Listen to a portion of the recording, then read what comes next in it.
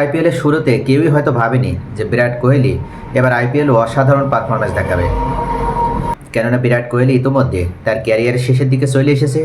এই বয়সে এসেও যে এতটা সুন্দর পারফরম্যান্স দেখাতে পারে, এটা নিয়ে অনেকেই হয়তো অবিশ্বাসের দোলাচলে ছিল।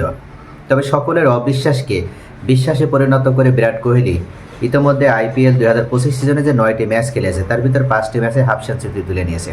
শুধু হাফ সেঞ্চুরিতে তিনি দলের জয়ের ক্ষেত্রে অত্যন্ত ভূমিকা পালন করছে।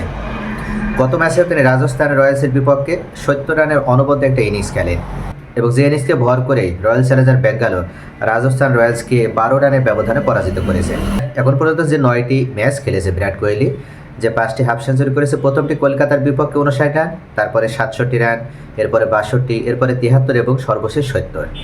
রাজস্থান রয়্যালসের সাথে সর্বশেষ 2টা দেখাতে 2টা ম্যাচে হাফ সেঞ্চুরি করেছেন বিরাট কোহলি।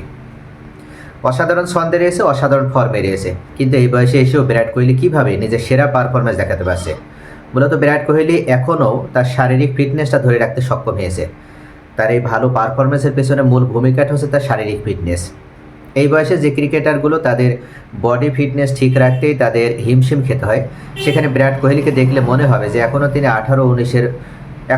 18-19 বয়সের তকবকে কোনো তরুণ যুবক। অর্থাৎ তিনি প্রথম থেকেই তার ক্যারিয়ারের প্রতি যতটা যত্নশীল ছিলেন, ঠিক তেমনইভাবে প্রথম থেকেই তিনি তেনার ফিটনেসের প্রতিও ততটাই যত্নশীল ছিলেন।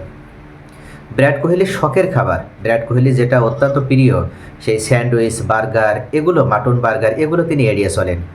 অর্থাৎ নিজের ফিটনেস ধরে রাখার জন্য, নিজের শারীরিক ফিটনেস ঠিক রাখার জন্য তিনার প্রিয় খাবারগুলো তিনি বয়কট করেছেন।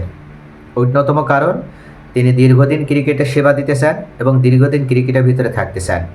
আর নিজেকে যদি ক্রিকেটের সাথে ফিট রাখতে হয়, ক্রিকেটে যদি সেরা ফর্মটা দেখাতে হয়, তাহলে অবশ্যই শারীরিক ফিটনেসের বিকল্প নেই। এখনও যদি বিরাট কোহলি রানের পরিসংখ্যানগুলো দেখা হয়, তাহলে তিনি 60 থেকে 70% রান শুধুমাত্র উইকেট রোটিংয়ের মাধ্যমে নেন। অর্থাৎ সিঙ্গেলস বা ডাবলসের উপরে ভর করে তিনি রান করতে বেশি পছন্দ করেন। টি20 ফরম্যাটে স্ট্রাইক রেট 150-এর উপরে বা 150-এর কাছাকাছি রাখতে হয়। সেক্ষেত্রে Virat Kohli 150 plus strike rate বজায় রাখার মাধ্যমেও এবারও আইপিএলে শুধুমাত্র উইকেট রোটিং বা সিঙ্গেলস ডাবলসের উপরে ভর করে তিনি অনবদ্য ইনিংসগুলো খেলছেন। বিরাট কোহলি অন্যান্য ক্রিকেটারদের থেকে, অন্যান্য ব্যাটসম্যানদের থেকে বিরাট কোহলির পার্থক্য এই জায়গাতে যে তারা শুধুমাত্র বাউন্ডারি বা ওভার বাউন্ডারির উপরে ভর করে খেলেন। বিরাট কোহলি বাউন্ডারি এবং ওভার বাউন্ডারির পাশাপাশি তিনি সাধারণত ডট বল কম খেলেন, অর্থাৎ বেশিরভাগ ক্ষেত্রে সিঙ্গেলস এবং ডাবলসের উপরে ভর করেন।